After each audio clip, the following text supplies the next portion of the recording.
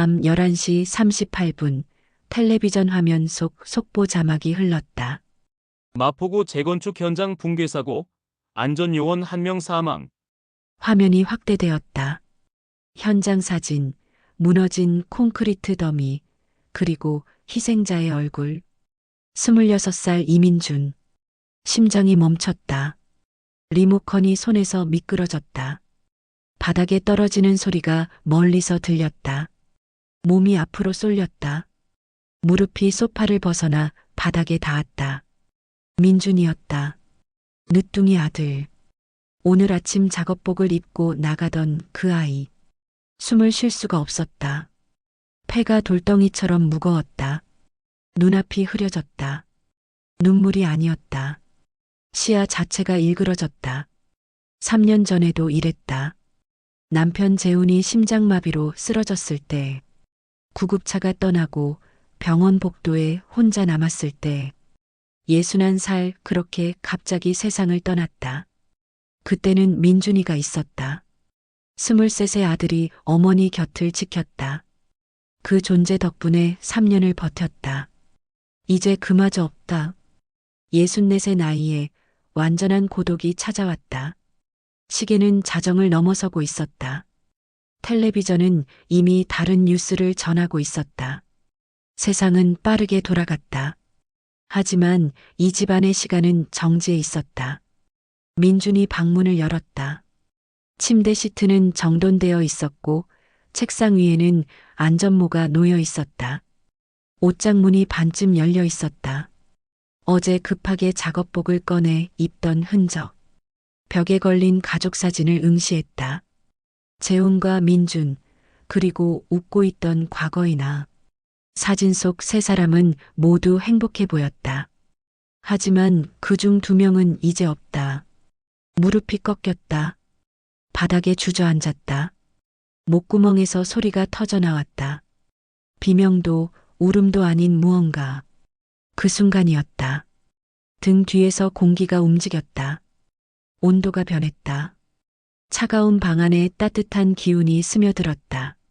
누군가의 손이 어깨에 닿았다. 심장이 얼어붙었다. 천천히, 아주 천천히 고개를 돌렸다. 재훈이 서 있었다. 3년 전 그날 쓰러지기 직전의 모습 그대로. 회색 스웨터, 낡은 청바지, 실내화. 눈가에 주름, 희끗한 머리카락, 두툼한 손. 환각이었다. 분명 환각이었다. 슬픔이 만들어낸 환상. 하지만 그의 손에서 온기가 전해졌다. 환각은 체온을 가지지 않는다.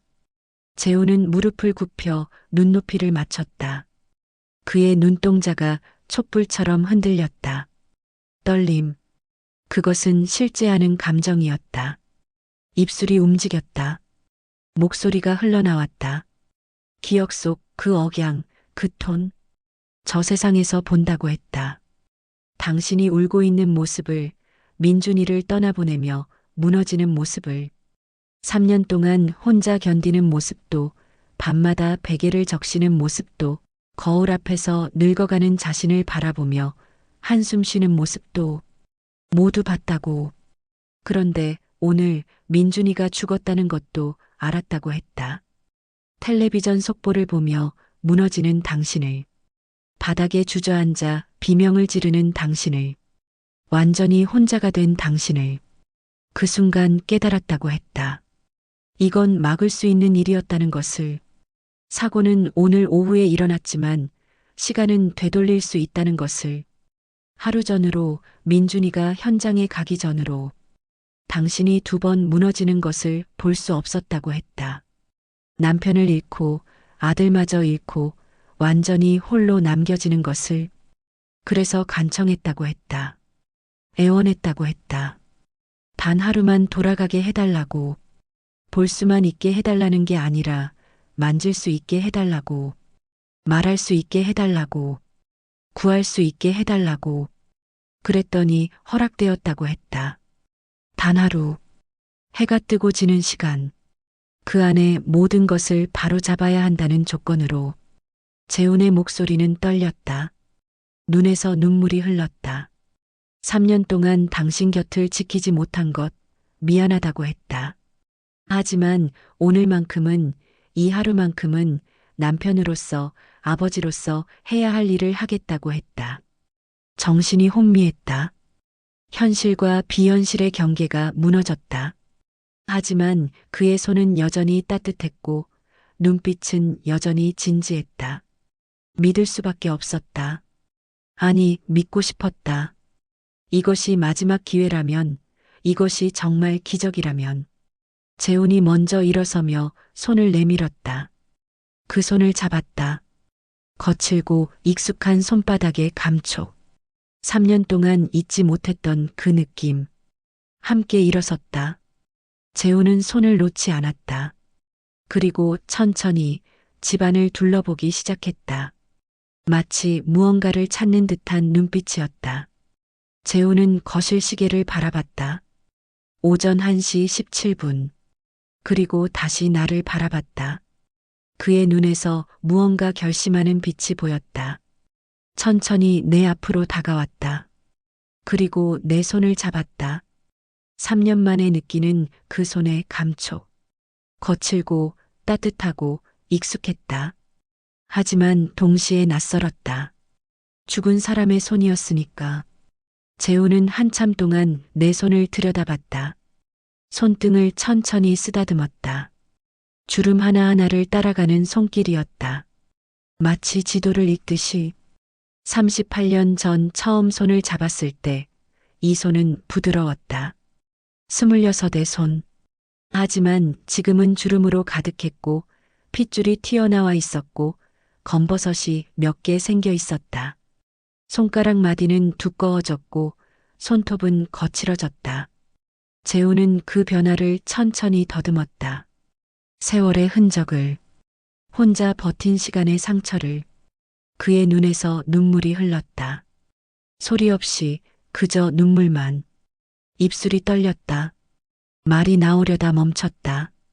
다시 시도했다. 목소리는 쉬어 있었다. 혼자 얼마나 힘들었을지 안다고 했다. 이 손으로 무엇을 견뎌냈는지 안다고 했다. 재훈은 내 손을 자신의 가슴에 가져다 댔다. 심장 박동이 느껴졌다. 규칙적이고 따뜻하고 살아있었다. 3년 전 그날 이 심장은 멈췄었다. 구급차 안에서, 병원 응급실에서, 영안실에서 멈춘 심장을 가진 사람을 화장터로 보냈다. 그런데 지금 다시 뛰고 있었다. 현실이 흔들렸다. 논리가 무너졌다. 하지만 감각은 거짓말하지 않았다. 이것은 진짜였다. 재훈은 내 손을 놓지 않은 채 창가로 걸어갔다. 밖은 어두웠다. 가로등만이 희미하게 빛나고 있었다. 그리고 말했다. 시간을 되돌려야 한다고. 오늘이 아니라 어제로. 민준이가 현장에 가기 전으로. 어떻게 그런 일이 가능한지 물었다. 재훈은 대답하지 않았다. 그저 내 손을 더 세게 잡았다. 그리고 눈을 감았다. 순간 세상이 기울었다. 중력이 사라지는 느낌이었다. 바닥이 흔들렸다. 벽이 일그러졌다. 소리가 멀어졌다. 시야가 흐려졌다. 재훈의 손만이 유일한 고정점이었다. 그 손을 놓으면 어디론가 떨어질 것 같았다. 얼마나 흘렀을까. 모든 것이 멈췄다. 중력이 돌아왔다. 바닥이 단단해졌다. 소리가 선명해졌다. 눈을 떴다. 여전히 집 안이었다. 하지만 무언가 달랐다. 창밖이 밝았다. 햇살이 쏟아지고 있었다. 시계를 봤다. 오전 6시 22분. 어제 아침이었다. 부엌에서 물 끓는 소리가 들렸다. 조심스럽게 걸어갔다. 부엌 입구에서 멈춰섰다. 과거에 내가 커피를 타고 있었다. 등을 보이며 서 있는 모습, 어깨가 축 처진 자세, 피로가 배어 있었다. 재훈이 옆에 섰다. 과거의 나는 우리를 보지 못했다. 우리는 투명했다. 아니, 존재하지 않았다. 시간의 틈새에 끼어든 관찰자. 민준이 방에서 불이 켜졌다. 곧 문이 열리고 작업복 차림의 민준이가 나왔다. 머리를 극적이며 부엌으로 들어왔다. 과거에 내가 식탁에 아침을 차렸다. 민준은 빠르게 먹었다.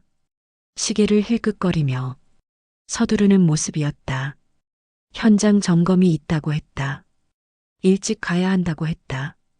과거에 나는 고개만 끄덕였다. 민주는 10분 만에 아침을 마쳤다. 설거지는 싱크대에 그대로 두고 안전모를 집어들고 신발을 신었다. 과거에 나는 여전히 커피를 마시며 창밖을 보고 있었다. 뒤돌아보지 않았다. 민준에게 조심하라는 말도 하지 않았다. 현관문이 닫혔다. 재훈이 먼저 움직였다. 나도 따라 나갔다. 민준은 이미 계단을 내려가고 있었다. 지하철역까지 따라갔다. 7호선 열차가 들어왔다. 민준이 탔다. 우리도 탔다. 같은 칸, 하지만 다른 차원. 열차가 출발했다. 민준은 휴대폰을 꺼내 무언가를 확인했다. 현장 배치도였다. 3층과 4층 외벽 점검 일정이 빨간색으로 표시되어 있었다. 재훈이 그 화면을 뚫어지게 바라봤다. 눈빛이 어두워졌다. 상수역에서 내렸다. 걸어서 10분 거리에 재건축 현장이 있었다. 낡은 5층짜리 건물들이 절반쯤 철거된 상태였다. 민주는 현장 사무실에 들러 출근 체크를 했다. 안전모를 제대로 쓰고 안전화를 확인하고 장비를 챙겼다. 오전 7시 43분 현장 순찰이 시작되었다. 재훈과 나는 민준의 뒤를 따랐다. 그림자처럼 존재하지 않는 존재처럼 1층, 2층, 3층. 민준은 꼼꼼하게 점검했다. 비계의 결속 상태, 안전난간, 추락방지망. 체크리스트에 하나씩 표시했다. 4층에 올라갔다. 외벽 쪽이었다. 재훈이 갑자기 멈춰섰다. 손으로 가리켰다. 외벽 상단부, 콘크리트 표면에 실금이 있었다. 가늘고 길게 이어진 금. 민주는 그것을 보지 못했다. 체크리스트를 보느라 고개를 숙이고 있었다. 재훈이 외벽으로 다가갔다. 손을 뻗어 금이 간 부분을 만졌다. 그의 손가락 끝에서 미세한 먼지가 떨어졌다. 금은 생각보다 깊었다. 그리고 계속 퍼지고 있었다. 육안으로는 보이지 않을 만큼 느리게, 하지만 확실히. 재훈이 시계를 봤다. 오전 8시 11분. 그리고 중얼거렸다. 오후 3시 42분에 무너진다고. 정확히 그 시간에. 어떻게 아는지 물었다. 재훈은 대답하지 않았다. 그저 표정이 굳어 있었다. 민주는 4층 점검을 마치고 아래로 내려갔다. 현장 사무실로 돌아가 보고서를 작성했다. 특이사항 없음. 그렇게 적었다. 시간이 흘렀다. 오전 10시, 11시, 정오. 현장은 분주했다. 용접, 절단, 운반. 작업자들이 여기저기서 움직였다. 재훈과 나는 4층 외벽 앞에 서 있었다. 금은 계속 퍼지고 있었다. 이제는 육안으로도 희미하게 보일 정도였다. 하지만 아무도 눈치채지 못했다. 모두 각자의 일에 집중하고 있었다. 오후 1시, 점심시간이 끝났다. 작업이 재개되었다. 오후 2시, 재훈이 초조해하기 시작했다. 시계를 자꾸 봤다. 4층 외벽을 바라봤다. 그리고 아래를 내려다봤다. 오후 3시쯤 민준이 정확히 그 외벽 아래를 지나갈 예정이었다. 일정표에 그렇게 적혀 있었다. 3층에서 1층으로 이동하는 경로. 그 동선은 4층 외벽 바로 아래를 통과했다. 오후 2시 30분 재훈이 움직였다. 재훈은 현장 사무실로 향했다. 나도 따라갔다. 안에는 현장 소장과 안전관리자가 있었다. 서류를 검토하는 중이었다. 재훈이 책상 위를 살폈다. 그리고 하나의 서류를 집어들었다. 안전점검 1일 보고서. 펜을 집었다. 4층 외벽 항목 옆에 빨간색으로 동그라미를 그렸다. 그리고 즉시 점검이라고 적었다. 하지만 아무도 보지 않았다. 현장 소장은 다른 서류를 보고 있었고 안전관리자는 전화 통화 중이었다. 재훈의 얼굴이 굳었다. 이것만으로는 부족했다. 밖으로 나왔다. 4층으로 올라갔다. 외벽 앞에 섰다. 시계를 봤다. 오후 2시 47분. 1시간도 채 남지 않았다.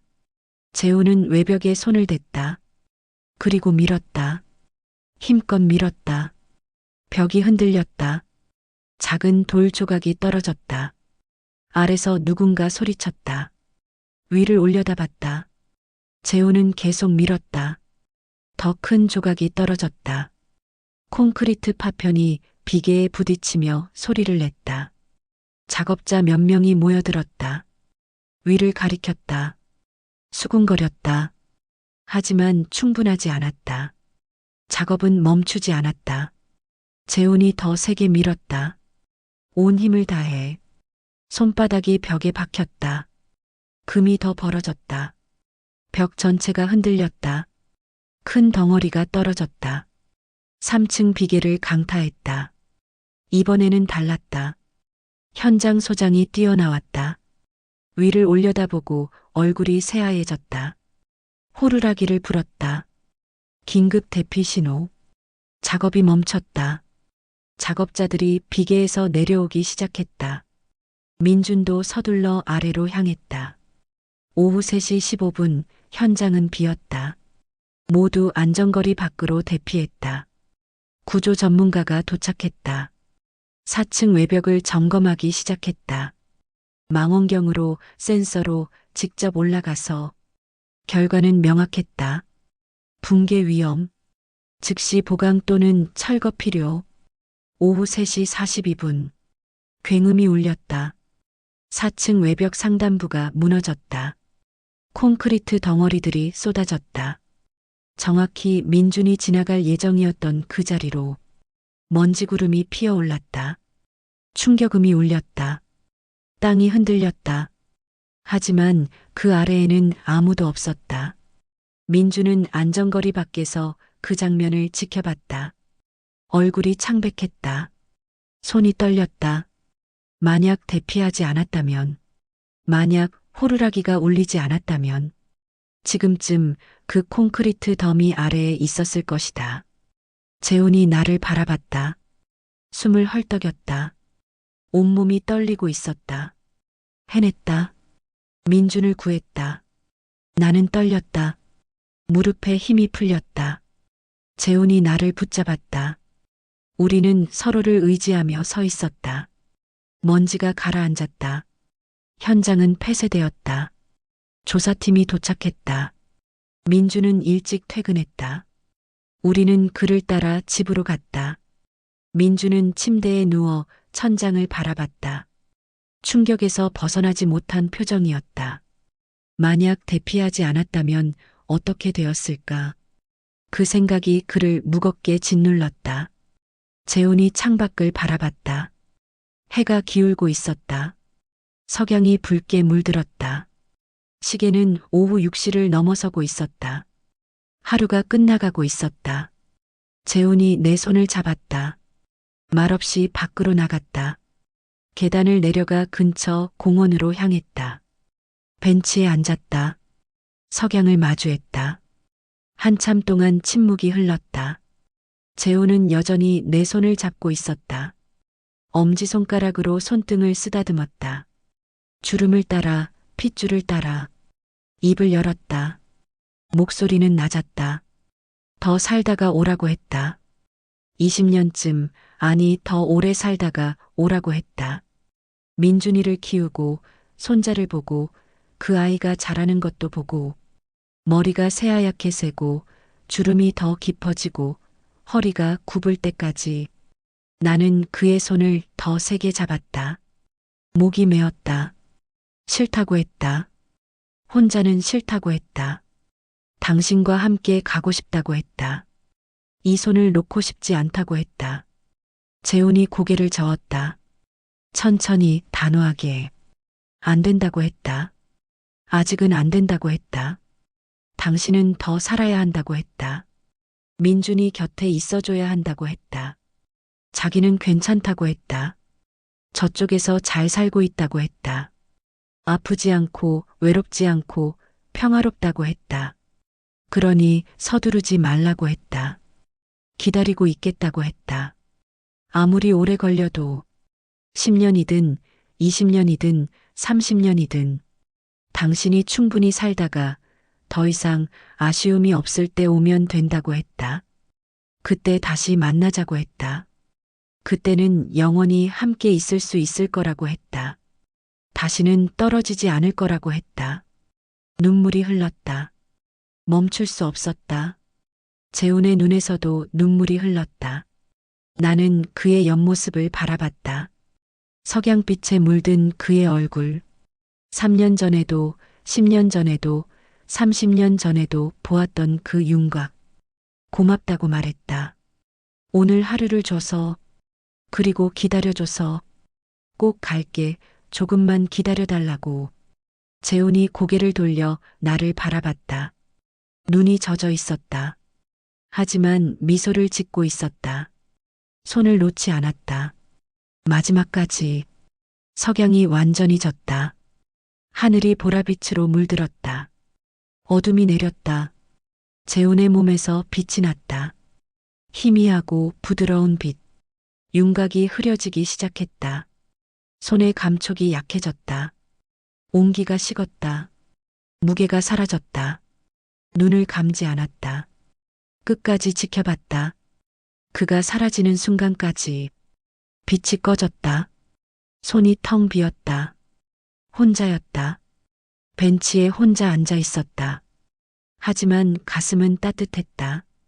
손바닥에는 아직 그의 온기가 남아있는 것 같았다. 집으로 돌아왔다. 민주는 여전히 침대에 누워 있었다. 과거의 나는 설거지를 하고 있었다. 내일 아침이 되면 모든 것이 원래대로 돌아갈 것이다. 민주는 살아서 출근할 것이고 나는 여전히 혼자 커피를 마실 것이다. 하지만 하나가 달라졌다. 민주는 죽지 않았다. 붕괴 사고는 일어났지만 아들은 무사했다. 침대에 누웠다. 천장을 바라봤다. 재훈의 얼굴이 떠올랐다. 주름진 내 손을 쓰다듬던 그 손길이 생생했다. 그리고 마지막 말이 들렸다. 더 살다가 오라고. 기다리고 있겠다고. 가슴이 따뜻해졌다. 두려움이 사라졌다. 3년 동안 짓눌렀던 외로움이 조금씩 풀렸다. 끝이 아니었다. 이별이 아니었다. 잠시 떨어져 있는 것뿐이었다. 재훈은 저쪽에서 기다리고 있었다. 내가 충분히 살다가 갈 때까지. 그러니 살아야 했다. 씩씩하게, 당당하게. 민준을 지키며, 손자를 보며, 웃으며. 재훈에게 들려줄 이야기를 만들며. 눈을 감았다. 이번에는 평온했다. 다음 날 아침 평소보다 일찍 일어났다.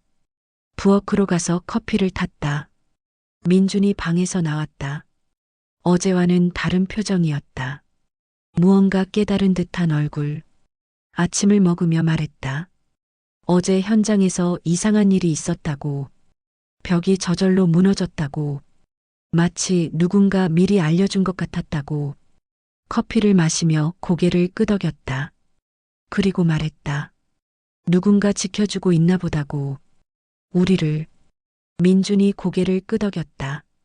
창밖으로 햇살이 쏟아졌다. 새로운 하루가 시작되었다. 재훈이 준 마지막 선물. 아들의 생명. 그리고 다시 살아갈 힘. 언젠가 만날 수 있다는 희망. 손을 펴서 바라봤다. 주름지고 거친 손. 하지만 재훈이 사랑한다고 했던 그 손. 그가 기다리고 있을 때까지 살아갈 그 손. 이 손으로 살아갈 것이다. 민준을 지키며 하루하루를 채우며 웃으며 견디며.